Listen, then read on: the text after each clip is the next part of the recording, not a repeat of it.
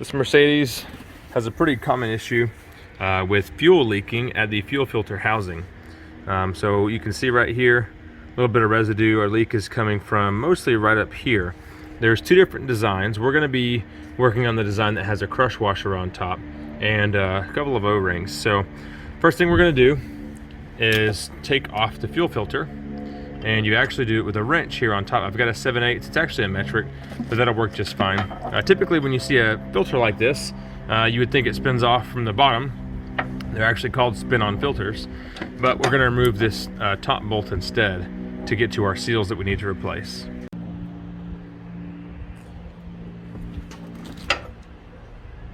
We got a drip pan underneath the car, catch all the extra diesel that's gonna spill out.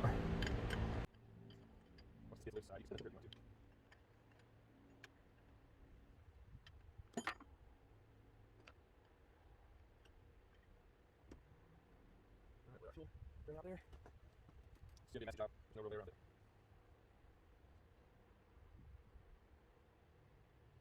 Alright, so this over the side.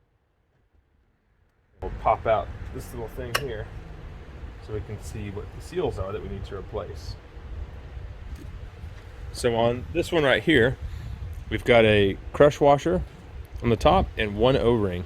There's another design that uses two O-rings and no crush washers. This is a 1985.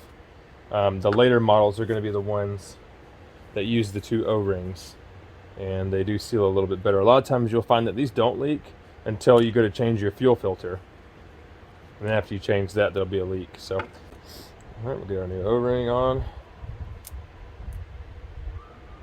Make sure your O-ring sticks above the side of the bolt.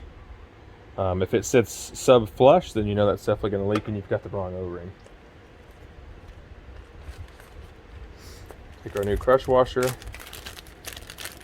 and before you use the crush washer, you want to get some very fine grit sandpaper and actually clean up the surface right here. So I've got some 800 grit, and you want to just take it and lightly go over this surface here.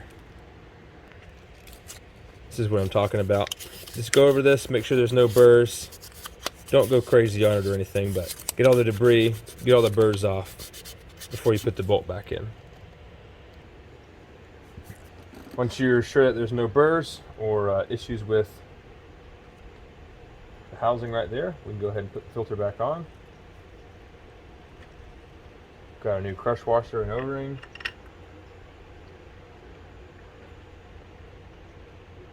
Start by spinning the filter, and then I'll tighten it up finally with the wrench.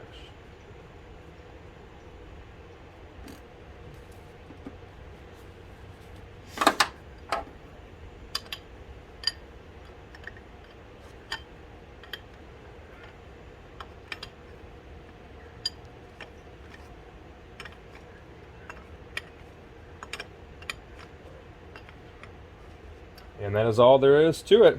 So hopefully this fixed your leak. If you have any questions, put them in the comments. Thanks for watching.